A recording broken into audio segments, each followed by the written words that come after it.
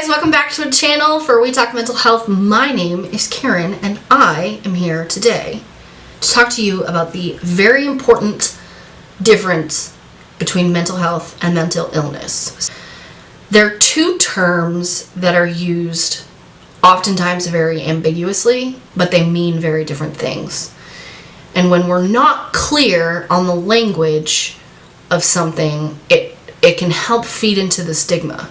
So for our first kind of real informational We Talk Mental Health video, I wanted to talk about the importance of knowing the difference between mental health and mental illness to move forward, so that we're all kind of on the same page, because differentiating is huge, and understanding that every single person in the whole world has mental health. Taking care of your mental state is so important for everybody. But just because everybody has mental health doesn't mean that everybody has a mental illness. And that's the important factor that we need to remember when we move forward and we keep talking about these topics, so that we stop feeding into the stigma that mental health is a bad thing in general, and that if you're struggling with your mental health, it means that you're, fill in the word, whatever stigmatizing idea I want to lump in with somebody who has a mental illness, which we'll talk about, don't you worry. So let's read some definitions, shall we? Mental health is our overall mental well-being. It's our full spectrum of emotions, thoughts, and feelings, whether they're good or bad. It's our level of happiness and fulfillment and joy, how we feel about ourselves, how we manage problems and overcome difficulties that we're faced with on a daily basis, and how we manage stressful events. It's the nature of how we maintain and interact within our social relationships, and how we kind of interact with the world in general. How you can cognitively process information and in other people's emotions and your own emotions, how those things play into the way that we act and the way that we think. That is mental health. That is something that every single person has. I don't care where you're from, what race you are, what cultural background you come from. Every single person in the entire world has mental health and has a responsibility. Just like we have a responsibility to maintain our physical health, we have a responsibility to take care of our mental health.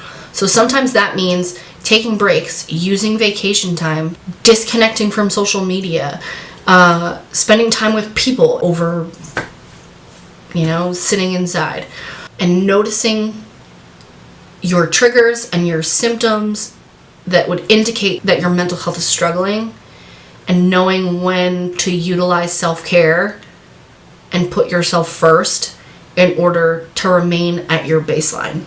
So your baseline is kind of like your normal level of functioning. So when I'm at my baseline, I can tackle the world. At least I feel like I can. Sometimes I don't. But I, am on my A game. Work is fine. Social life goes great. When I'm not at my baseline, when I'm stressed, or when I'm struggling emotionally for whatever reason, because that happens, I tend to withdraw a lot and isolate myself a little bit from everybody, and it's kind of a generalized thing for me. And I take a lot of time for myself in order to get myself back up to where I need to be, so that I can be the best person possible to do what it is I'm supposed to be doing. Everybody has that responsibility, and it's important for us to get in touch with ourselves and be self-aware enough to know when those signs are arising, and you're more irritable, you're more tired, you're not eating as much, that your mental health is kind of declining, and you need to make sure that you're taking care of yourself. So that's a responsibility that every single person on this planet has. Mental illness is a totally different ballgame. They relate to each other because when we don't take care of our mental health and we don't utilize self-care, our mental health can deteriorate to the point where we may start to develop a mental illness, which makes sense. If you're isolating more, you can become more depressed. Your eating suffers, your sleeping suffers, and it's kind of like this cycle that we go through. The difference is that mental illness is an actual diagnostic disorder. So it's something that can be clinically diagnosed by a mental health professional, not by WebMD. Please, dear God, don't do that.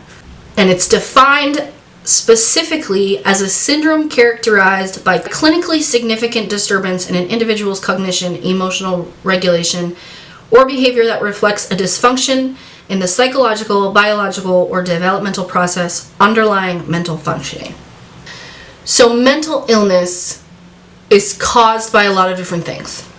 It can be caused by prolonged exposure to stress or trauma, but it can also just be caused by a biological, hereditary kind of imbalance that we may, at some point in our lives, be more susceptible to, so that, when we're faced with lots of stress or anxious situations, we're not quite as well equipped to handle those things as somebody who doesn't kind of already have that biological factor. So, understanding the difference is important when we use the language when we're talking about anything in relation to mental health. Somebody who takes care of their mental health, advocates for mental health, doesn't mean that they have a mental illness. If they're talking about how they had a really rough day, and they're talking about how their mental health suffered for some reason, it doesn't mean that they're battling a mental illness. Could they be? Absolutely. But the two terms need to be understood differently, so that we can stop feeding into the stigma that mental health is this terrible thing. And that's a topic for a whole other video, because it's just as important as our physical health, and maintaining and making sure that you're doing what you need to do to take care of yourself on a mental and emotional level is just as important as running or weightlifting every day. And we need to make sure that we're promoting that. Because if we don't take care of our mental and emotional well-being, then it could lead to a mental illness. And my job as a provider and as an advocate is trying to encourage people to take care of themselves well enough so that they don't get to that point. I obviously don't believe in the stigma that mental health and mental illness are bad, or that even if you're battling a mental illness, it makes you a crazy person or dangerous or any of those things. Those aren't real. Those are stigmatized notions that society places on individuals with mental illness, and it's affected the way that we view mental health in general. So when the two are interchanged and used ambiguously, people are scared or shamed into making sure that they're taking care of themselves. Because, acknowledging the fact that you have a need to take care of your mental health is, in our society's viewpoint, the same as saying that you are battling a mental illness, and it's not. So if there's anything that you take from this video today, I want it to be the fact that you are allowed to take care of your mental health, and it's not a bad thing. And we're all bound to have really crappy days, and we're all bound to have those days or those time periods where we withdraw and we isolate a little bit. If you feel like you're battling a mental illness, or if you feel like you start noticing symptoms that are increasing that could be leading to a mental illness, then the best thing that I can recommend that you do is going to check in with your PCP or going into a community mental health center to get an assessment completed, so that we can help you as providers come up with a game plan, so that we can help you return to your baseline in the quickest way possible without it creating a chronic long-term mental illness. So for today, I just want you to remember, and I want to reiterate the importance of the language that we use as advocates. And I want you to remember that you have mental health.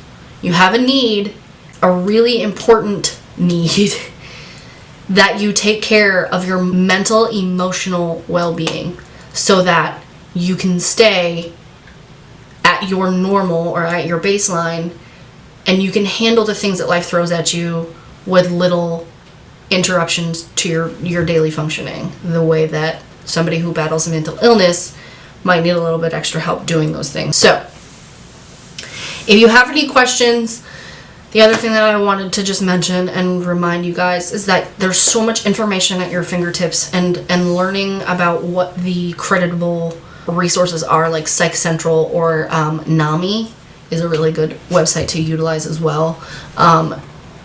The information and the education is all at your fingertips, and if you have any questions, research it.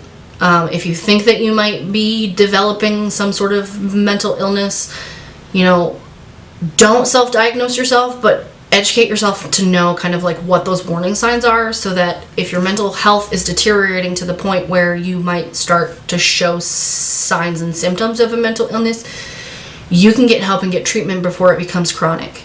So knowing when to do that is really important. And if you ever have any questions, please don't hesitate to ask me. I'm always here. Please be sure to subscribe so that you know when I put out new videos. I'm going to try and do it every Friday. So far, I think it's going to go well. But sometimes life gets in the way. So right now I'm at my baseline. So right now I'm functioning pretty normally. I'm not overly stressed. I'm able to kind of handle the situations that I'm putting myself in well enough to be able to do all of this stuff. So if I were struggling, knowing what that means for me and being self-aware enough to know that, I could do what I needed to do. And sometimes that might mean that I'm not on time with YouTube videos. So know that I love you. Know that I am so appreciative that you're here and that you've watched this far. And please, if you haven't already, follow us on social media. I'll put the links in the description. And I love you. You're all wonderful. We've got this. And I will see you next week.